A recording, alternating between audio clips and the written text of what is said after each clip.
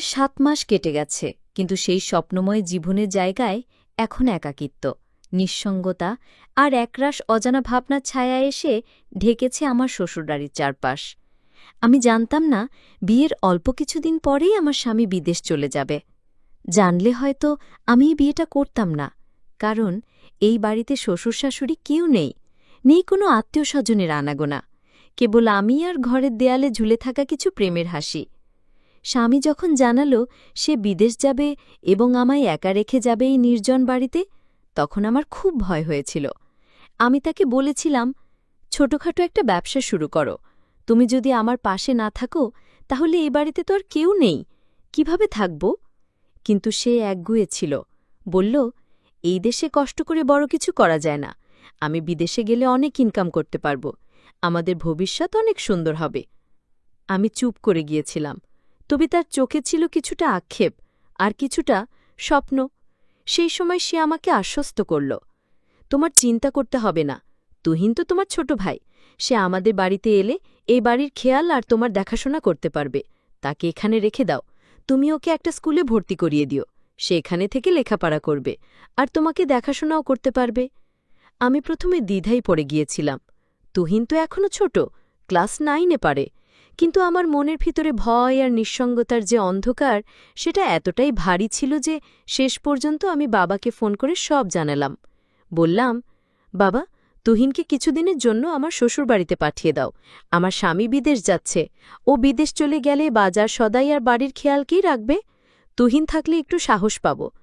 বাবা এক মুহূর্ত থেমে বলল, তুই তো জানিস তুহিন ছোট, তাও যদি তুই মনে করিস ওর থেকে তুই সাহস পাবি, তাহলে ওকে পাঠিয়ে দিচ্ছি। তারপরই ঠিক হয়ে গেল। আমার স্বামী যাবার 3 দিন আগে তুহিন আমাদের বাড়িতে চলে এলো।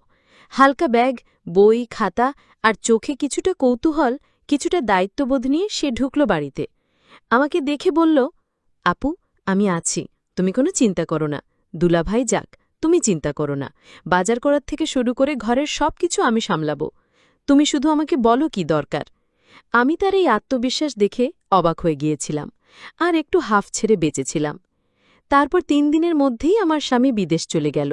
ভোরবেলা বাসস্ট্যান্ডে ওকে বিদায় দিয়ে এসে আমি আর তুহিন পাশাপাশি হাঁটছিলাম। জানতাম জীবনের নতুন এক অধ্যায় শুরু হচ্ছে। প্রথম 2-3 দিন সবকিছু বেশ স্বাভাবিক লাগছিল। তুহিন নিয়ম করে স্কুলে যায়, এসে আমার জন্য কিছু বাজার করে আনে, ঘরের কাজেও সাহায্য করে। ওর মধ্যে একটা পরিণত ভাব আমি খেয়াল করছিলাম, যদিও সে ছোট, তবু কথাবার্তায় একটা নির্ভরতা ছিল। কিন্তু তারপর ধীরে ধীরে কিছু ছোটখাটো অদ্ভুত জিনিস খেয়াল করতে লাগলাম, যেগুলো শুরুতে গুরুত্ব দিইনি।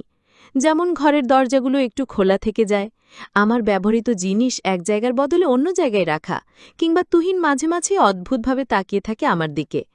আমি ভাবতাম, ও তো ছোট ভাই, হয়তো কল্পনায় কিছু ভাবছে বা হয়তো কেবল চিন্তিত হয়ে আছে। কিন্তু আমার মনে এক অজানা অস্বস্তি বাসা বাঁধছিল, হয়তো নতুন নতুন বাড়িতে আসার জন্য। কিন্তু একদিন এমন কিছু ঘটল যেটা আমাকে বাধ্য করল ভাবতে, তুহিনের এই বাড়িতে আসা কি শুধু আমার দেখাশোনার জন্য, নাকি এর আড়ালে লুকিয়ে আছে কোনো অদৃশ্য রহস্য। স্বামী যখন বিদেশ পাড়ি জমাল, তখন মনের ভেতরটা এক অদ্ভুত শূন্যতায় ডুবে গেল, যেমন কেউ হঠাৎ পায়ের নিচ থেকে মাটি সরিয়ে নেয়। বাড়ির প্রতিটি দেয়ালে, জানালায়, এমনকি রান্নাঘরের টিনের ছাদের শব্দেও নিঃসঙ্গতার ছায়া বসেছিল। কিন্তু তুহিন ছিল বলে সাহস পেয়েছিলাম, কারণ ও বলেছিল, আপু, তুমি একা নাও এই বাড়িতে, আমি আছি, যতদিন দুলাভাই না আসে আমি এই বাড়িতেই থাকব। আমি ওর কথাই ভরসা পেয়েছিলাম, স্কুলে ভর্তি করিয়ে দিয়েছিলাম। ক্লাস 9-এ ওর নতুন যাত্রা শুরু হয়েছিল। দিনে স্কুল, বিকেলে বাজার আর রাকে বই নিয়ে বসে পড়া, সবকিছু বেশ নিয়মমাফিক চলছিল। কিন্তু কদিন না যেতে একটা অদ্ভুত পরিবর্তন চোখে পড়ল। তুহিনের কথাবার্তা কেমন যেন গম্ভীর হয়ে গেল।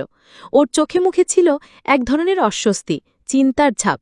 একদিন হঠাৎ সে বলল, আপু, আমি তো আসলে শুধু দুলাভাই যাওয়ার সময় তোমাকে সাহস দিতে এসেছিলাম, যাতে তোমার কোনো চিন্তা না হয়। এখন তো উনি চলে গেছেন, আমি বাড়ি চলে যাই। আমি থমকে গিয়ে বললাম, তুই তো নিজেই বলেছিলি যতদিন দুলাভাই আসবে না ততদিন তুই থাকবি, এই বাড়ির খেয়াল রাখবি, এখন হঠাৎ করে চলে যেতে চাস কেন? তুহিন একটু চুপ করে রইল, তারপর বলল, আপু, সত্যি বলতে এই বাড়িটা আমার ভালো লাগছে না, কেমন যেন অস্বাভাবিক লাগে, একা একা মনে হয়। মাঝে মাঝে মনে হয় কেউ যেন তাকিয়ে আছে, বা ঘরের বাতাস ভারী হয়ে যায়। আমি ওর দিকে অবাক হয়ে তাকিয়েছিলাম। তুই কি ভয় পাচ্ছিস? তুহিন বলল, ভয় না, কিন্তু একটা অস্বস্তি হয়, যেন সবকিছু খুব নিঃশব্দ আর অচেনা হয়ে গেছে। তাছাড়া দুলাভাই তো নেই, তুমি একা আছো। আমি তাকে বললাম, দেখ তুহিন, আমি তোকে বলেছি তুই থাক, আর তুই থাকলে আমার ভালো হয়। তুই যদি এই বাড়িতে না থাকিস, তাহলে এই বাড়ির দেখাশোনা কে রাখবে?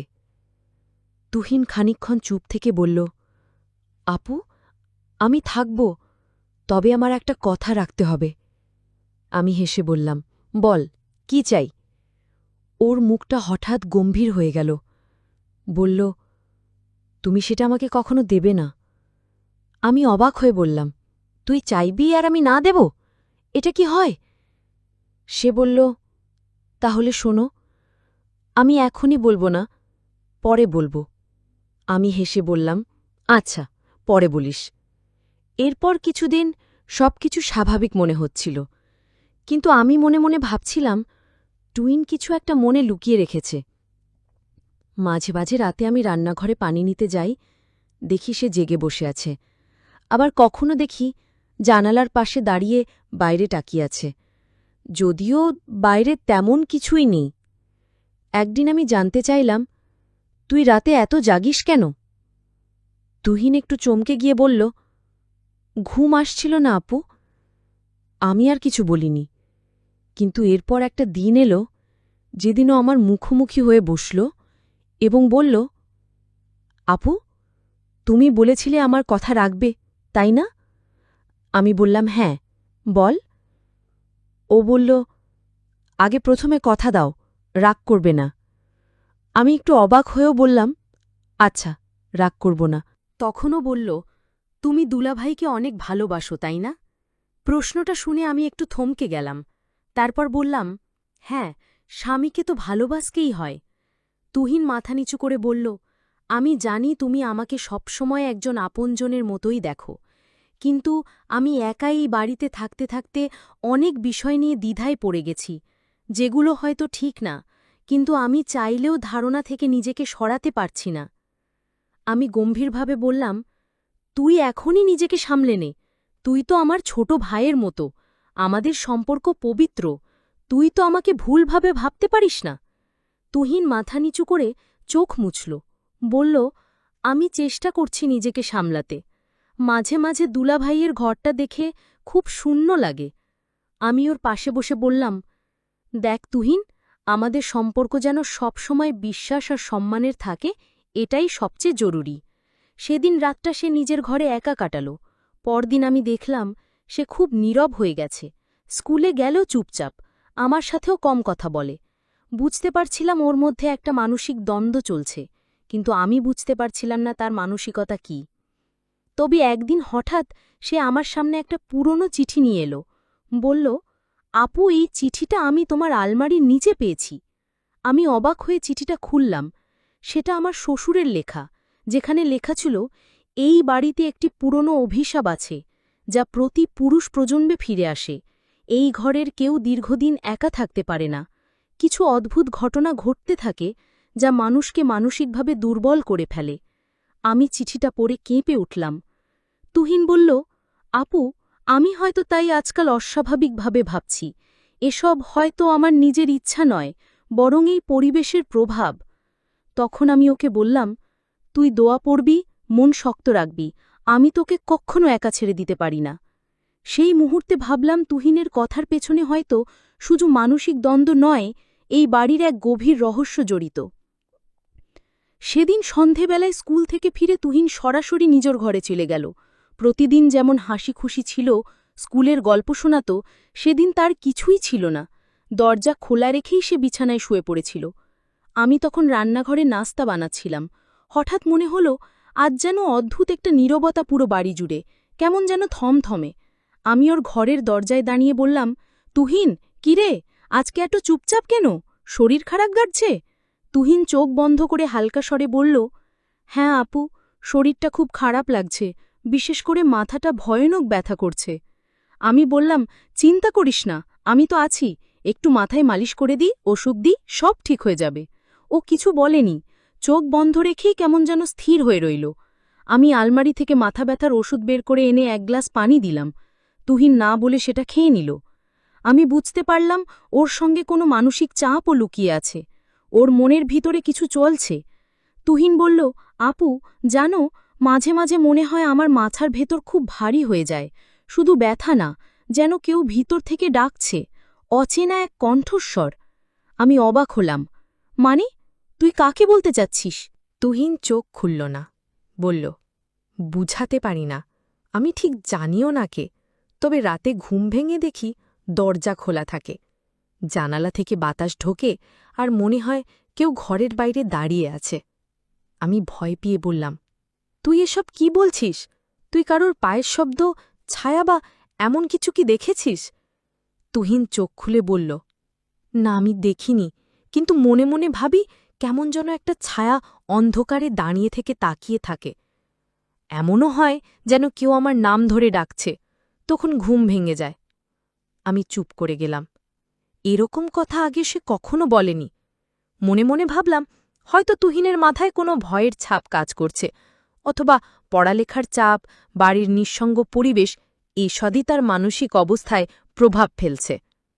তারপর আবার মনে পড়ে গেল, তুহিন তো বলেছিল কিছু একটা বলবে আমাকে, যেটা এখনো বলেনি। আমি জিজ্ঞেস করলাম, তুহিন শোন, তুই তো সেদিন বলেছিলি যে আমার সঙ্গে একটা কথা বলবি, যেটা খুব গুরুত্বপূর্ণ, আমি এখনো শুনিনি, তুই বলিসনি কেন? তুহিন চোখ সরিয়ে জানালার দিকে তাকাল, বলল, সময় হলে বলবো আপু, এখন বললে হয়তো তুমি বুঝবে না। আমি বললাম, আমি তো তোকে কথা দিয়েছিলাম রাগ করব না, তুই চাইলেই বলতে পারিস।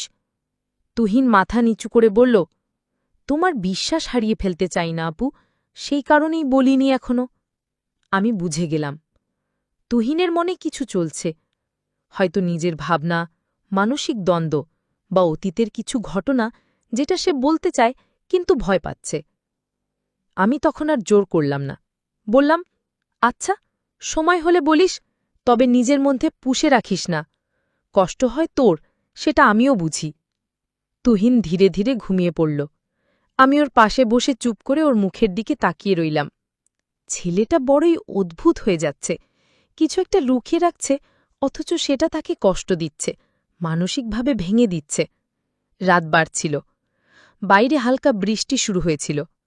আমি উঠে গিয়ে জানালাটা বন্ধ করলাম, তারপর ঘর থেকে বেরিয়ে চলে আসলাম আমার ঘরে। রাত 2টা নাগাদ হঠাৎ ঘুম ভেঙে গেল আমার। ঘরের জানালার বাইরে কুকুরের ডাকে ঘুম ভেঙেছিল। তারপর একটা চাপা শব্দ পেলাম, তুহিনের ঘর থেকে যেন কারোর কান্নার শব্দ। আমি দ্রুত উঠে গিয়ে ওর ঘরের দিকে গেলাম। দরজাটা আধা খোলা ছিল। ভিতরে গিয়ে দেখলাম তুহিন বিছানায় বসে কাঁদছে।